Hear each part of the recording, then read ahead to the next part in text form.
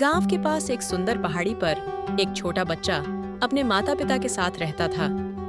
हर सुबह वह अपने घर की खिड़की से दूर एक दूसरे घर को देखता था, जिसकी खिड़कियां सुनहरी थीं। वह सोचता, मैं एक दिन वहां जरूर जाऊंगा।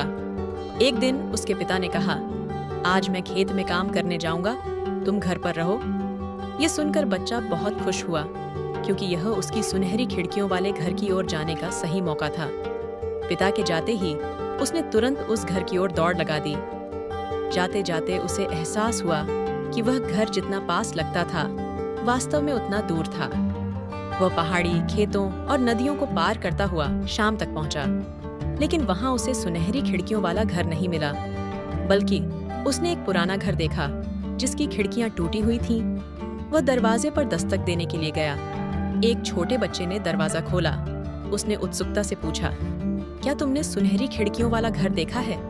छोटा बच्चा मुस्कुराया और उसे अपने घर के भीतर ले गया। जब बच्चा खिड़की पर खड़ा हुआ और बाहर देखा, तो वह दंग रह गया। उसने अपने घर को देखा, जो दूर एक सुनहरी चमक के साथ डूबते सूरज के प्रकाश में चमक रहा था।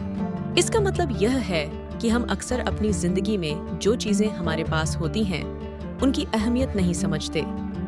हम यह सोचकर दूसरी जगहों पर तलाश करते हैं कि कहीं और ज्यादा अच्छा या खास मिलेगा, लेकिन सच्चाई यह है कि असली खुशी, संतोष और मूल्य अक्सर हमारे अपने घर, रिश्तों और हमारी जिंदगी के साधारण पलों में छिपे होते हैं। हमें उन्हें देखने के लिए सिर्फ सही नजरिया और धैर्य की जरूरत होती है।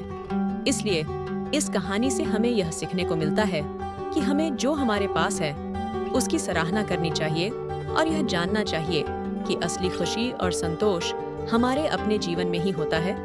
बस हमें उसे पहचानने की जरूरत होती है।